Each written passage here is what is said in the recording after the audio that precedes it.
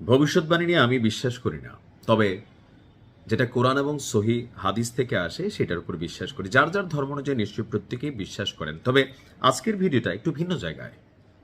আসলে কি ইরান যুদ্ধ নিয়ে বাইবেলে কোনো ভবিষ্যৎবাণী আছে? আমার মনে হয় না আছে। যদি আমার ভিডিওগুলা খ্রিস্টান ধর্মের কোনো অনুসারী ভাই দেখে থাকেন, কোনো ফাদার, কোনো পাদ্রি বা কোনো যাজক আপনি দেখে থাকেন, বা কোনো সিস্টার, কোনো নান যদি আপনারা দেখে থাকেন, তাহলে একটু লিখবেন যে হ্যাঁ ভাই, এই ইরান দুনিয়া বাইবেলে ভবিষ্যৎবাণী আছে।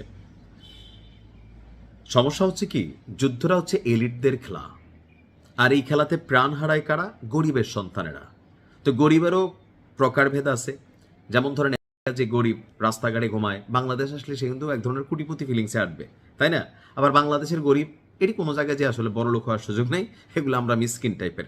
তো পশ্চিমা রাষ্ট্রগুলোতে বা যুক্তরাষ্ট্রে যারা সেনাবাহিনীতে চাকরি করে, ম্যাক্সিমাম মানুষই হচ্ছে একদম লোয়ার ক্লাসে থাকা জীবনযাত্রার মানুষ, যারা মনে করে যে একটা চাকরির মাধ্যমে জীবন গেলে যাবে, লড়াই করলে করতে হবে, পেটটা চালাইতে হবে। বাংলাদেশে কিন্তু যাদের জন্য আর ওরকম কোনো কিছু নাই, তারাই সেনাবাহিনীতে বা বিভিন্ন জায়গায় ঢুকে একদম সৈনিক লেভেলে। এখন মার্কিন যুক্তরাষ্ট্রের সেনাবাহিনীতে ওই দিন আমি দেখেছিলাম যে নৌবাহিনীর একজন সেনা সদস্য তিনি কিভাবে ভিট্রে করে বসতেন। তো তিনি যে ভিট্রে করলেন, ভিট্রে করার পরে যারা জনগণ আছে তাদের মধ্যে একটা সাড়া আসলো যে না, এই যুদ্ধে আসলে আমরা কিন্তু জড়াবো না। তো সর্বশেষ পরিস্থিতি হচ্ছে সেনাবাহিনীর মধ্যে এই যে একটা ভাইব তৈরি হয়েছে যে না, এই যুদ্ধটা শুধুমাত্র আমেরিকা বা ট্রাম্প তার নিজস্ব ইচ্ছা স্বার্থের জন্য যুদ্ধটা চাপাই দিচ্ছে। সো আমরা যারা বুঝের মানুষ আছি, বিবেকের মানুষ আছি, আমরা এই যুদ্ধে জড়াবো না।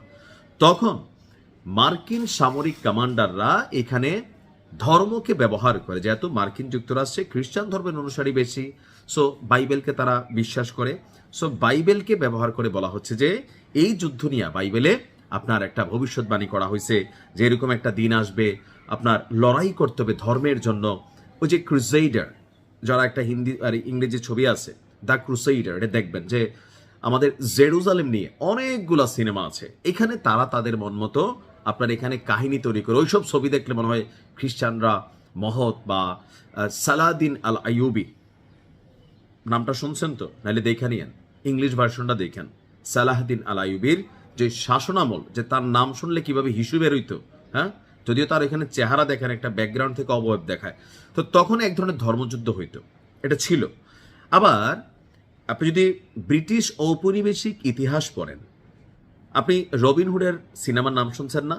ওই সিনেমাটার গল্পের মধ্যে যে জিনিসটা আছে, রবিনহুড কাদের থেকে লুট করত? ধর্মযাজকদের কাছ থেকে। আপনি যদি ঈসা আলাইসাল্লামের কথা বলেন, ঈসা আলাইসাল্লামের ওই যুগেও ধর্মযাজকরা, খ্রিস্টান ধর্মযাজকরা সমাজকে প্রভাবিত করত। আজকের দিনে আফগানিস্তান, পাকিস্তান সহ বিভিন্ন জায়গায় আলেমরা যেমন রাষ্ট্রীয় সিস্টেমকে কন্ট্রোল করে, তখনও ছিল। এগুলো অনেক আগে বিশপ বলা হতো আপনার ওই যাজকদের যুগে। বিশপ মানে হচ্ছে ধনাঢ্য ব্যক্তি, আবার ধরেন চার্চ টার্চ বিভিন্ন কিছুর দায়িত্বও থাকতো। অনেকগুলো হলিউড ছবি আছে এটার উপর বেসিস করে। তখনও ধর্মকে ব্যবহার করতো।